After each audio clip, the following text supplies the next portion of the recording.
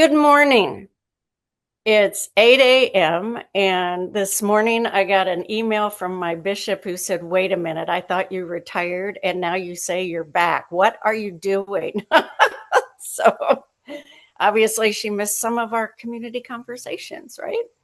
I said, "Well, I am, but in a different way." So I want to begin by thanking SACRD to Alice and Bill and Billy for continuing the intersection this last month and for doing it so well.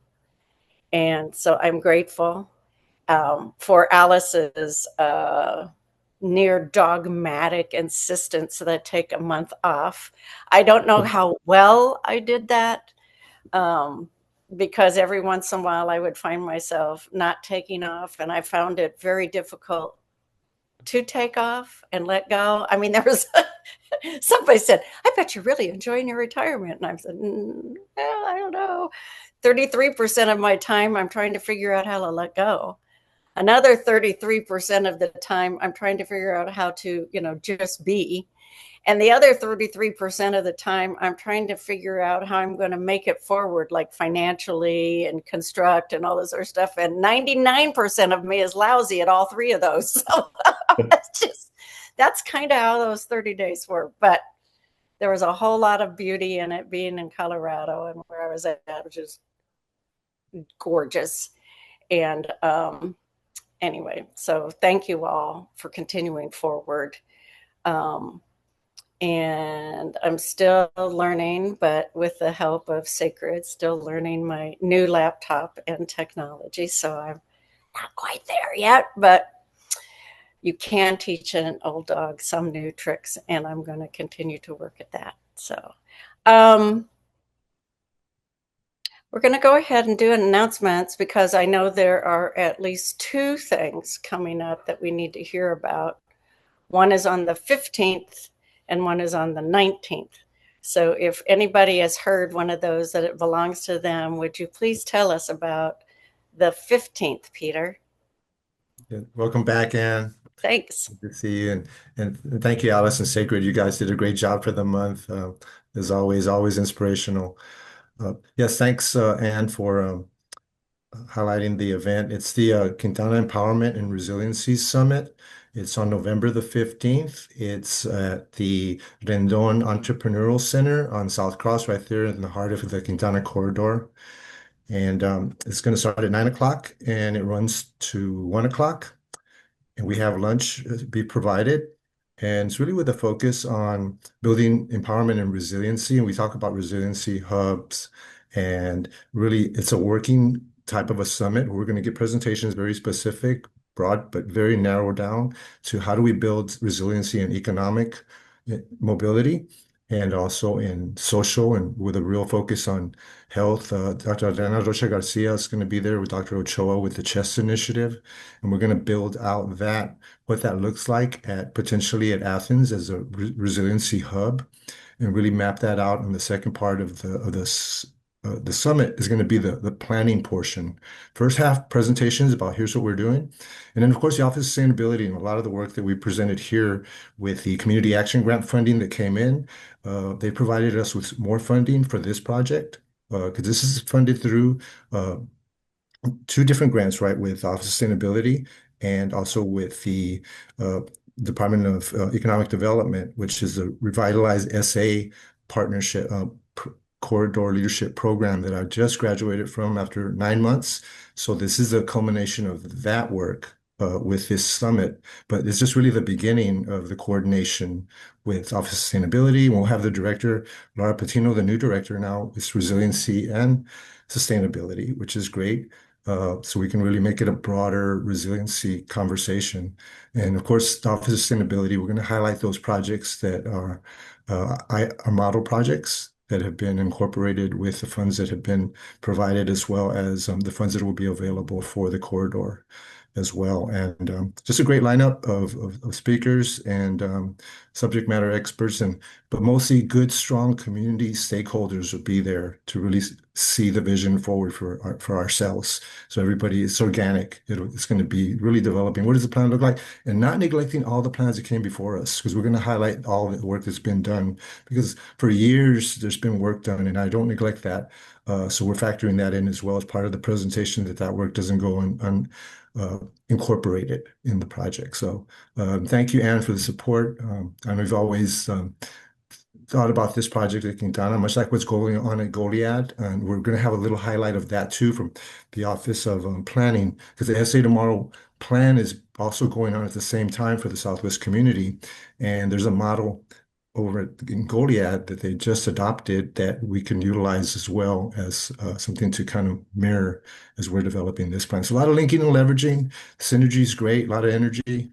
Um, just loving the whole process, connecting with people, meeting with a lot of business people, and we've brought in a consultant that we're working with to meet with the businesses and the nonprofits, and how can we really seriously help them directly, but look micro and then macro. So So all those intersections coming together to create community. And we yes, need to be doing that like all over San Antonio. These and kind of Sarah Woosley, of course, the Impact Guild, and how we get the church. There's 7 churches on the corridor. And so we're also going to be leading with Bridges to Care mental wellness program. So incorporate more of that. So our church, of course, has that program. So we're going to be working with the churches there. How do we incorporate that to expand the impact of faith community, and specifically in the health, the CHEST initiative? We see a great partnership there because it's mental health, of course, but then the church becoming involved with that whole, how do we connect, and the social connectivity. You were at the event, Anne, when we met with the Gates Foundation for Social Connections. That type of work, really important, which is what you do here. What we do here is connectivity. So I'm excited, and God's doing some great work with us, and I'm grateful. But thank you for the time. Didn't mean to take so much time out this morning. That's what we're here for. Alice or Bill, do you want to say something about the 19th? Alice is pointing at me, I think so. So I'll talk about that. So on the 19th, SACRD is going to be finishing up our 2025 community outreach, some luncheon and symposium sessions. So we did 6 this year. November 19th will be the 6th one. It's going to be a little bit more than a half-day symposium. We typically do uh, our symposiums are typically run about 8 to noon, but due to some logistics and other things, we're going to run from 9 to 1:30. So it's going to be a great morning, and you get lunch and you get coffee in the morning and you get some pastries. And so if for no other reason, just come for that, right? So, but the content is going to be really good. So Sacred has been working on we heard a couple of weeks ago from Rebecca Helterbrand at the with the IDD Champions Collaborative and Rebecca at Respite Care, talking about the work that they've been doing around a community study around the needs of families and individuals with IDD and other disabilities, and they produced this phenomenal, beautiful study that went in. They came to us, and we are putting together a portal on Sacred for all things related to disability support. IDD and disability support. IDD stands for Intellectual and Developmental Disabilities, in case anybody doesn't know that acronym. And so the portal is being launched on the 19th. We're going to see it today. So today you will get the very first view of this. First time I've demoed it. First time anybody has seen it outside of the Sacred crowd. So, but it is so we're going to launch that to the public on the 19th. The IDD champions are going to give their presentation about the study that they have. If you haven't had an opportunity to look at the study, I really this would be a great opportunity because you have an hour while they're talking about it to go over it. It is a massive document that is really in great detail and very informative. After they're done with that, we're going to launch the portal. We're going to talk about that. And then we're going to follow on with that with our traditional sacred kind of training approach for if you're an organization that maybe you're not in the space that serves people with disabilities particularly, but you have people with disabilities coming into your organization, which I guarantee you do. Sometimes you can see them, sometimes you can't. And so, but we are going to talk about the challenges of caregiving and what organizations like yours and faith communities and such can do to hold up and support caregivers in particularly in the space of children with disabilities, but this also would apply to seniors, to people that have acquired injuries, things like that. So that's going to be a great conversation. Lots of lived experience on that panel. So that's going to be really good. And then we're going to finish the day. There's going to be lunch, and then we're going to finish the day with a presentation or a panel discussion around how to make sure that your organization is open and welcoming to people with disabilities. And so we're going to talk about, we're going to have people that are in the disability support space talking about the things that they do and the programs that they have to support agencies that want to adjust their service delivery or adjust their physical spaces, or just, you've run a community center, a faith community, they're going to help you understand how to look at your building and at your space and at your community with an eye towards that inclusive nature for people that maybe have disabilities that we don't all necessarily understand. And so it's going to be a great day. I mean, I'm looking forward to it. Even just talking about it, I'm getting all excited. So we're gonna talk about it a little bit more today, and then I'll put a link in the chat for anybody that wants to register. We've got about 120 spaces. There's already 67 people registered. So if you want to get in, you got to do it now. And also, if you want a vendor table, we have some opportunity for vendors. So let me know if you need a table. Happy to add you to the list. Could also suggest to all of us, if you remember our conversation a month ago, a little more than a month ago, about continuing at the intersection and the coming together and weaving together of community, that I wouldn't say that we're in a reboot phase, but we are definitely in a phase, all of us, and I would suggest probably in our own places, that we're in a phase, given our local and national context, of refitting, right? This kind of potential space of doing our work at another, even another level that's broader and deeper all at the same time. I would also suggest to you, if we looked at the screen, and I have been carefully, at who's on the screen this morning, that this is well part of the core group of community that's working in this kind of direction.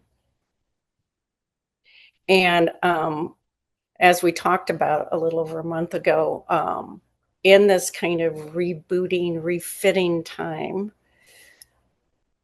a time of evolving, SACRD indeed is going to take in the intersection and hopefully weave together what we need in the community. We're going to keep doing the same kind of thing, but SACRD was going to continue offering these summits. So there are going to be, ongoing virtual and learning from the community, and then coming together in large ways to keep learning, but talk to each other and keep working together and to strengthen our community. I know how excited we were, and I remain there, the excitement of the city having a faith liaison. But I must tell you from a personal stance, and I've never held back on this is the work of community. We need to be in partnership and actively working with government entities and everybody. And I love the whole thing Peter talked about in terms of businesses, and all of us in community need to be leading our civic leaders forward. This, what we're doing, was boosted forward by our city, but this is community responsibility, and in partnership with government entities. So we're right, I think, where we need to be, and we're at a refit. And so we in this screen, and it's going again, there's more of us in this screen, but we got the key components right in front of us, right? Key people. So let's keep that in mind. So we're getting the whole story this morning, and so there should be drum roll or whatever, but there's another new portal for SACRD, and we all know the power of SACRD in our community. I should put a "the" in front of the SACRD in our community. Yeah, love that term. But we're going to get the first look-see before, post construction, and it's still under construction, but of this new portal. And as Bill mentioned, it's going to be launched on the 19th at that gathering. But we'll have the recording as well. So as you go out and spread the word about this new portal and the other portals that already exist, you already know how it's going to function and what it looks like. And you'll also have this recording, to pull 10 or 15 minutes from to show in your organization or congregation or neighborhood, family, whatever the case might be. So I'm going to lob this to the SACRD people. Billy tells me I'm supposed to point to you too. Okay, well, you're over here for me, so just right to there. Over there. Okay, wherever. So I'm gonna put a link in the chat for the portal, and Billy's gonna roll his eyes right now because it is not finished and it breaks regularly. All right, so just keep that in mind that is not done. So it is not. We call it mostly stable when we talk about it. But you can look at it if you want. Just be aware that there may be periods of time where it doesn't do anything you want it to do. So I'm going to share my screen and we're going to talk about, first thing I want to talk about is when we say SACRD portal, what does that mean exactly, right? I mean, so SACRD isn't SACRD all about resourcing and guidance and all that. And yeah, sure, that's exactly what SACRD is about. So we have 140 categories on SACRD and there's about 11,000 programs, or so, more closer to 12. And they're categorized in those 140 categories. And so you come into SACRD and you're looking for, I always use a food pantry as the simple example. A food pantry is not simple, all right? And food and hunger is not a simple need. But there's not a lot of variety in the way food pantries operate. There's about 3 or 4 different approaches in the city for how food pantries work, and they're really easy to understand. There's not a lot of overhead in any of those. So there's not a lot of need for that. Most of them are open to anybody that shows up. There's a few minor requirements, but it's a fairly straightforward way to connect to a program. So, but in areas of much more complexity, we build these things called portals. And the difference between SACRD General and portals is really the attributes of the program. So we document about a dozen things about every program that goes into SACRD. Where is the program? What does it do? What are the requirements? Are there fees? Who do I contact? Things like that. And that goes, and then it goes into SACRD. But for the portals, mental health, housing support, domestic violence, we've identified, depending on the size of the project, we identify another whole set of attributes that go down deeper into that. So to get a full-fledged portal, mental health, housing support, and IDD, we're running at about another 85 to 90 additional attributes that we define. So think in mental health, things like what diagnoses are being treated, what are the certifications that are being offered, that are being held by the organization, what are the in IDD, what is your particular, again, what is your particular diagnosis? There's a whole wide range of things around durable medical equipment. Is it invasive? Is it mobility devices? There's a whole range of things about, depending on what your diagnosis is, the type of therapies you might need. And so all going really deep down into that. So that is way too deep for the categorization scheme that we use on SACRD General. So we build these portals where we can say, just for the disability support programs, let's go and find everything that we can about that and document these programs. How do we decide? There's a question in the chat. How do you decide how to do a portal? Well, the simple answer is we look at areas where, one, there's particular complexity in the services. Okay, that's one area. Then we look for a partner. We have to have a partner to do it. There has to be a collaborative of some kind. It has to be a funder because these things cost money. And there has to be kind of a willingness in that collaborative to lean into this approach for resourcing. So we have that in mental health. We have that in housing. We have that in IDD. We have 2 others under development around substance use with the city of San Antonio, around older adults with the SALSA initiative at the Area Foundation. And so so we have those collaboratives and those initiatives that are behind those portals to kind of support them into the community. We can't do it ourselves. We don't push this portal into the community. We build it in partnership with the collaborative, and the collaborative pulls it into their community. Okay, so how does this work? So you come into the portal. This is a brand new design for us. We've stepped out a little bit, and we have added on SACRD, instead of only um, programs and being able to look for services and programs, we're adding a whole collection of articles and knowledge base and educational materials around around the topic. So particularly in IDD and disability, we're starting with what we call the ages and stages checklists. And so these come in. So we have all of these articles.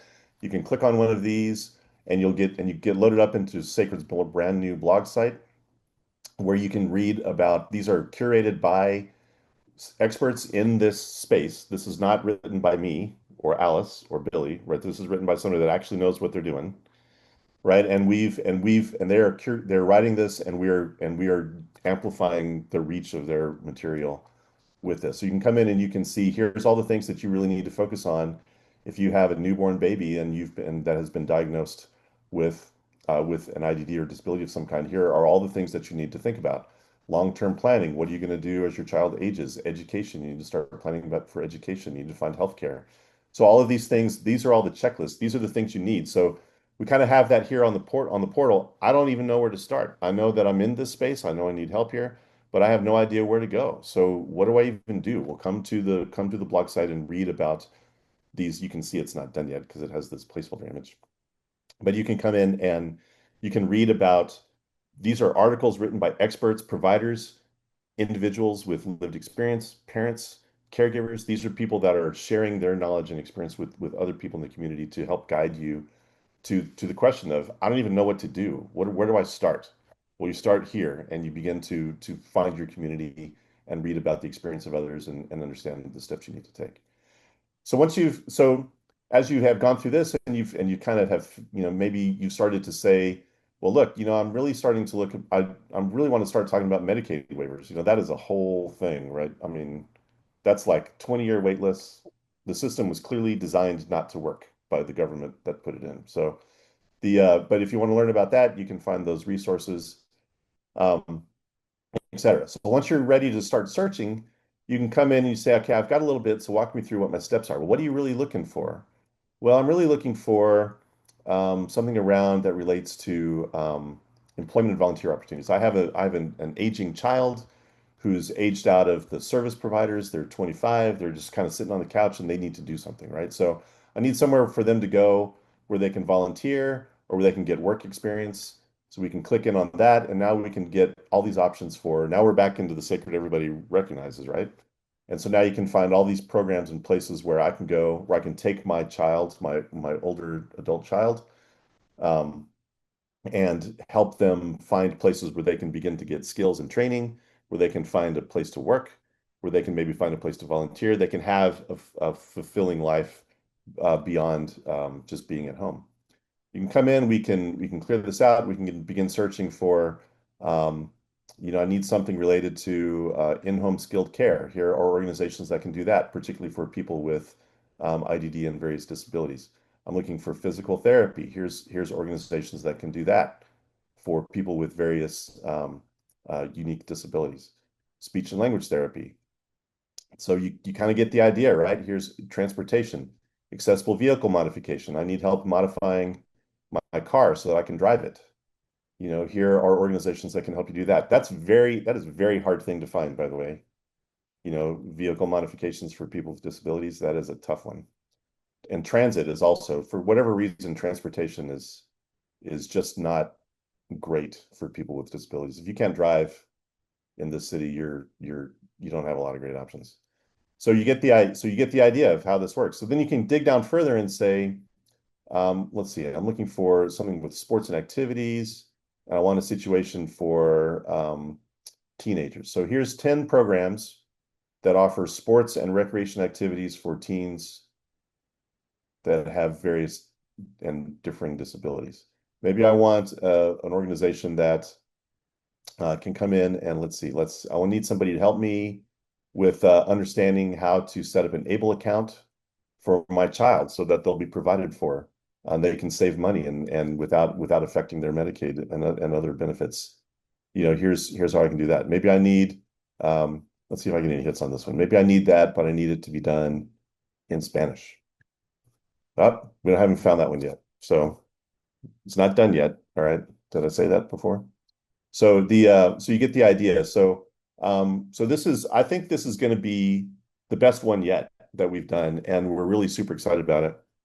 I'll also point out that this approach to the blog and the educational content, we plan to expand that to the rest of the portals. And so while these will not be there when we go live, but these we have kind of built out structure on the blog so that we can go back to the existing portals, mental health and housing support, and we can begin to collect from the community this kind of really deep writing and knowledge articles and information about how to approach resourcing and how to approach my needs, how to find community, things like that.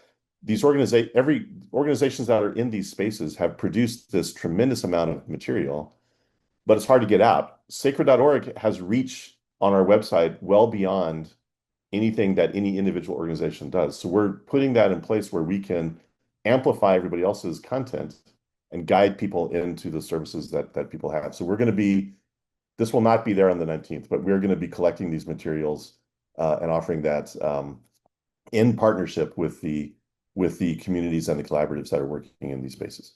All right, so I'm going to stop there because it's 8:26 and I want to get questions if anybody has them, and then we'll go from there. Doug, you got your hand up? Yeah, I'm sure you've done this. First of all, it looks very exciting. I like the approach you've taken. The site is engaging. My question is, are you all developing this kind of in conjunction with people who are working in this field? Yes. So that they're giving you, guidance, and you did that on the mental health portal, I know.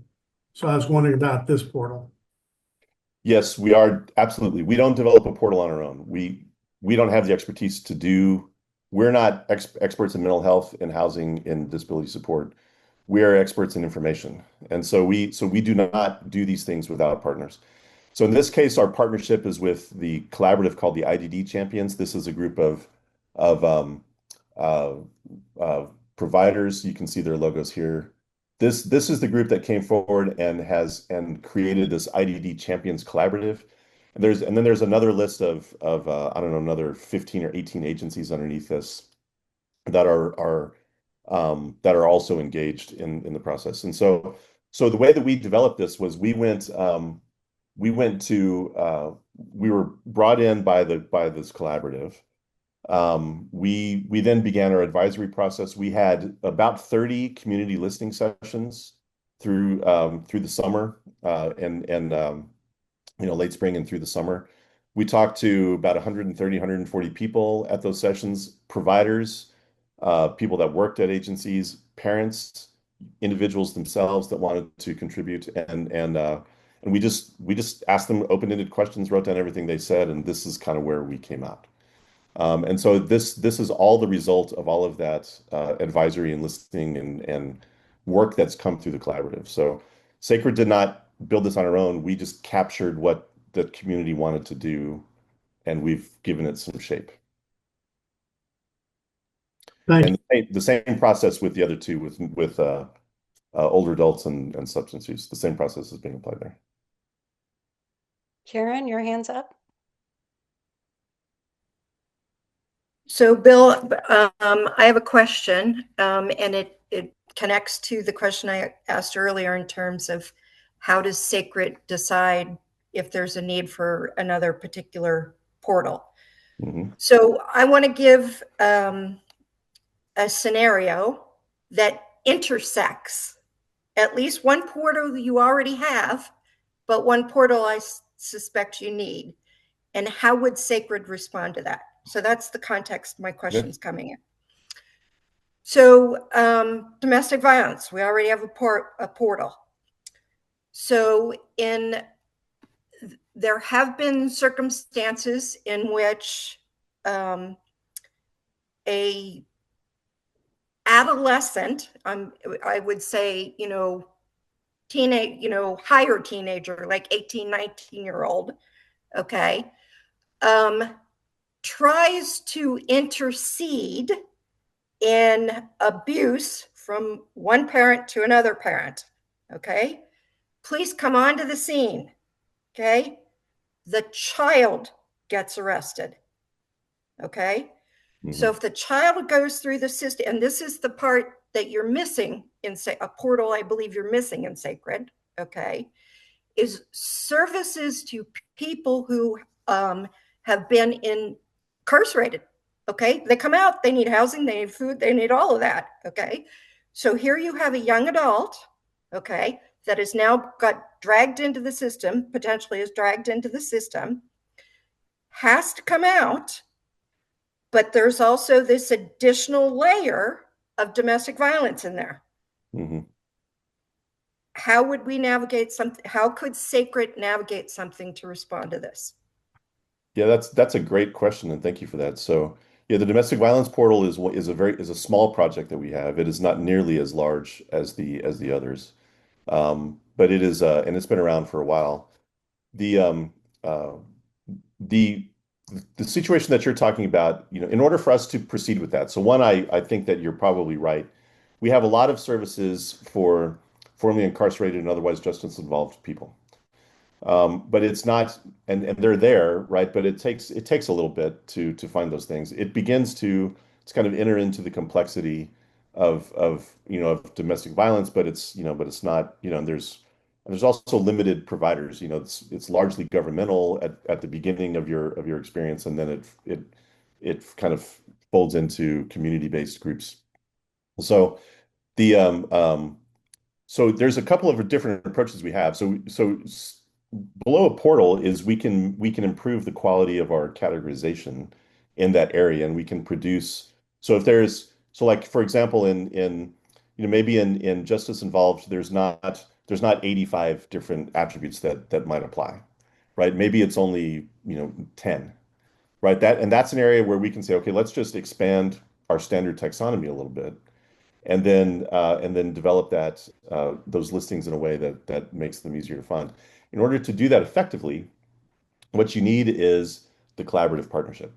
Okay, and so there has to be a collaborative of organizations that are not just one organization. Usually, it's got to be multiple, and they have to be kind of committed to this idea of collaborative resourcing and of sharing information and kind of breaking down the barriers between their programs and between the organizations, be willing to work together to create this for the benefit of the community. And it's got to be a little, depending on the solution, there has to be a little bit of money. I mean, I'm sorry to say that out loud, but it's just what it is, right? So the so if those people come forward, then we would be happy to talk to them. Alice, I know, talks all the time with the Bexar County Justice, various justice groups, and so we're eager to do that. We also are in addition to that one, we're also talking about. We've got this kind of this veterans thread that we're talking about. We've got one on we're calling it for now, the working title is family strengthening, but it's really about foster care and preventing removals, and things like that. But these conversations, to be clear, these conversations from the time they start until we actually develop something is usually 8 to 10 months minimum. Sometimes it's longer before we can actually get the people together and develop the vision and do the work. And so, I mean, it takes some time and commitment to do this. But if there is an organization that wants to take steps this way, then we're there. I think it's a perfect example of what we're talking about now in terms of the refit and reboot, that the community needs to be leading, right? The community in the city. So what I have watched with SACRD and its growth and with portals is that the portals that come online as well, that comes from community saying, we need this and we're working together on it. Come on, SACRD, let's do it. So it's this from community into sacredness, and not SACRD just going, I think we need whatever it is. We need lots of things, right? But it really does rise out of community and then community working together. I think it's one of the, well, it was the initial challenge of Sacred, but I think it's also the challenge in any other community who's trying to do something similar, is the continuance of this work, that you have to put in your own work, the community work, to come up with this kind of outcome, like a resourcing portal. So, another community, oh, they would love to have this, right? And when Sacred was coming into being, every major meeting was saying we need something like this, but it was a lot of work and no one was ready to roll up their sleeves and do the work. You can't just take Sacred into Austin and give it to them and make it Austin's, right? Austin has to put its community work into the platform, or into even saying community has to put their words and their efforts into making a portal. And one thing that I think would be really helpful, and then I see Sam has his hand up, is that even if we can somehow or other, and maybe there's something, Bill, you and I could work on, but what is that process for community in terms of helping to form a portal? So when somebody raises that question, it's like, well, you need to go to your collaborative or form one. Yeah. And they need to come around that this need has to exist. And then how are we going to work at that? How are we going to find some funding to make that happen? So it's definitely a horizontal, roots up kind of model. And it's frankly the only model that works for everything. It's the only way we're going to heal each other. It's not a top-down thing. And so that's enough of me talking. But Sam, your hand's up. Good to see you, man. Yeah, good to see you. Yeah, I got such a big smile on my face when I saw you talking. I was like, wow, damn. Good morning, everyone. I'm gonna post again, the peace begins at home thing real quick before we end. But we're getting ready to work with SJRC, St. Jude's Ranch for Children, getting ready to put together our third and final big meeting between us, our directors and their directors, to try to spread ourselves into the other 27 counties around Bexar County, because we're so tied into them with the work that we do through CPS, because the third part of the CPS, portion of how they operate is, the kids are in the foster system. So being that SARC and Belong handle that entire thing now, because Bexar County gave it over to them, I think in February. I went to some huge conference they had where they're handing it over to them. And so we're going to have the ability now to stretch like so much further and all around San Antonio. I'm thinking that this would be a good place to where, because are you out in the counties right now, Bill, where people are giving you, because once we start planning these like satellite offices everywhere around, we're obviously going to be getting the support of the one judge or the one lawyer or something that works in these small little places. Right now, I'm trying to implement and put together a satellite office in they call it Pearsall, I think. I think it's Pearsall, but 35. Because right where Pearsall is located at, if you go any direction, 30 minutes, you hit like about 7, 8 counties. Yeah. So we're looking to sit down with some very, very important people within the next coming months. And one of the people one of my connections there told me, it was Sam, she goes, if you want to open it up on Monday, I can get you set up. So obviously, I can't move that fast. I've got to go through my directors and everybody else, but we definitely want to start branching out. And I use you guys all the time. Matter of fact, this is my class, and I'll show everybody how to do it, online. Hey guys, this is how you do it, because everybody was asking, I need this, I need this. I said, guys, where are you looking at? They're like, well, we don't know where to go. I said, okay, everybody just time out. We're going to do something different. And I just brought everybody through how to do Sacred. And they're like, hey, sir, can you find this for me? Yeah, I'll find that shit for you. There you are there. Like, damn.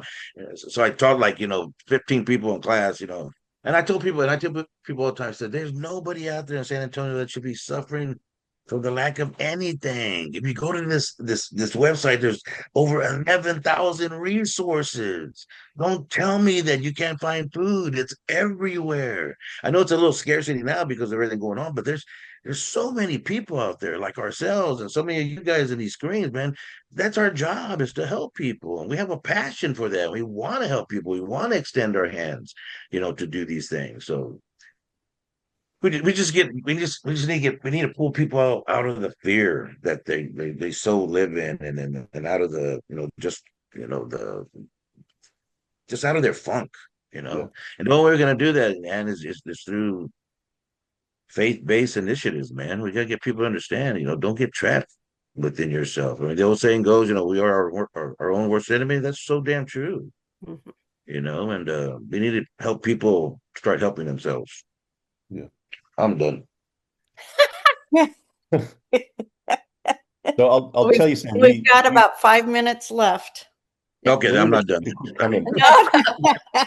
Bill, did you want to respond I or? just want to make a quick comment. So Sacred is in about 17 counties, I think. I haven't counted them up, but it's all the way out towards the Hill Country, out towards Llano and Mason County, out towards Kerrville.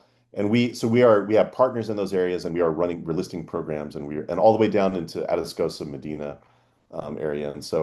Um, and we have various partners there. And so I will say that most of our partnerships are not governmental, and maybe that's my own bias about having a government partner. But maybe I think it probably works differently in the rural counties than it does in Bexar County to have a government partner. But I will say that every one of the rural counties that we've encountered, every single one of them, has a county-wide collaborative. So in Bexar County, we have these pocket ones, right? So we have the intersection, you've got the IDD group, you've got, you name them, right? But in Atascosa County and Mason County and in Fredericksburg, all in Gillespie County, every one of these rural counties has a group. Sometimes they call themselves the Ministerial Alliance is one. Sometimes they call themselves the uh, I don't know, I'm forgetting the names, but they've got the Ministerial Alliance, the Community Action Group, right? And generally they meet once a month. It's faith communities, it's nonprofit leaders that come together and they sit down for an hour and a half and they talk about what's going on in the community. Sometimes they bring in the speakers, sometimes they let Alice talk, right? And so the but there's one of those in every rural county that we've encountered. And so, so that if you really want to grow into the surrounding area, go there. And they are way more collaborative than the small groups within San Antonio. There's not enough people in the county for them to get siloed into a particular need. They're just after caring for their neighbors. It's a beautiful thing. So Sometime, and we're in the last couple minutes here, but we should just even go over the process and discuss what it means to be about community work, right? There's uh, we got to get over ourselves, right? It's really not about us, but it does depend on us, right? We got to get into that space where it's about healing, it's about the community, it's about the future today, it's all those things. But those silos and what can get into and does get into like competition, which many times at the root of that is money, like we all know this. But those who are about the work and I think really helping to move it forward also recognize our role in it, right? And it takes humility as well as strength and courage. It takes all these like combinations that it's not about me, it's not about you, it is about us, right? Um, and if somebody who's doing similar work gets a bucket of money, yay for them, because we need those kind of strength happening in our community. It's not about oh darn, we didn't get it, and blah blah blah that goes with that. We probably need to have those kind of conversations and remind ourselves. I have found a lot of those pieces of wisdom, by the way, oddly, start with the letter G. Get over yourself, get on with it, grow up. I mean, there's a whole list, of those things that we could say to each other, like, come on, Bill, grow up, right? Or I know it's impossible. It's an impossible feat, Bill, but yeah, Sam, you have your hand up, and Yeah, we'll yeah, probably yeah, close with that at yeah. Just 8:44. Yeah, just one last thing. I've been working kind of just by myself. I've been with the city. I've been contacting SAISD, and I've been asking them, "Hey, man, what are y'all doing with all these empty schools, man?" I go, I like to sit down and have a conversation with you guys, because I've been dreaming for about the last 3 years about. I love the neighborhood place, great place. Matter of fact, we're using it next Friday, for another event. But I want to have a neighborhood place on steroids. I want a high school. I want an entire campus so that I can put all you guys under one roof. I want a campus that's going to run 24/7. I want a campus that's so big that a wing of that campus could be shutting off, have steel doors put in it. So all these people in San Antonio, these beautiful ladies and their beautiful children that are being victimized, can come to this campus and have a safe place to be. And you're talking about community, these places are inside communities. Mm-hmm. So there's no reason for these things to sit there getting cobwebs and getting animals and getting vandalized when tons of organizations could say, "Hey, you want to rent this thing to us for 10,000? Let me see. We got yeah, we got 50 organizations. I think we can handle that. And let's get it done.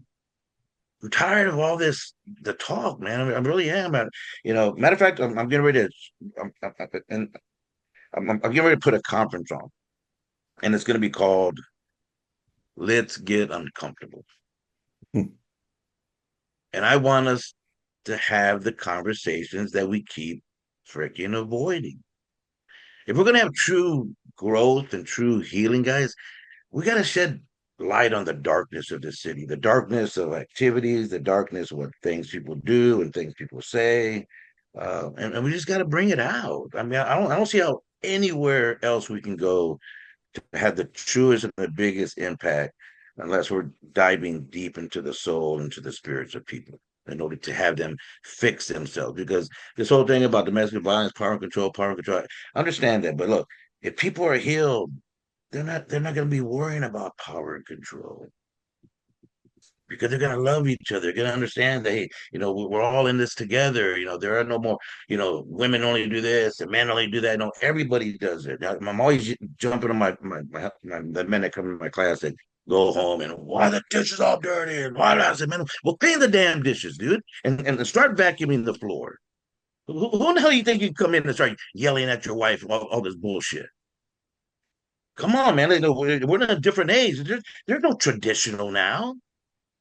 There's not the 50s and the 60s when my mom, who got married at 16 years old, and my dad was 22 and he was in the military. That stuff's gone.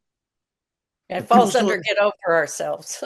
thank you. Thank you, Ann, And right I think there. in closing, I'm just going to Yeah. say go, Yeah. team go, another G phrase, but that's what you're talking about. And I'm all Yes, I am. in with that summit, and we could start with a conversation, Sam, Yeah. and let's start moving that way. So thanks all for being here. Um, Move the you're gonna, needle. yep, we're just gonna keep moving the needle, and we'll see you all next week at the intersection. Thanks again for everything you do. It's good to be back. Good to be back. Another G. Just start making the list, right? We can number them and then just call out the numbers. Good to have you back, Ann. Good to be here. Thanks And all. great See you job, next Alex. Thursday. God bless everybody. Peace. And you too, Sam.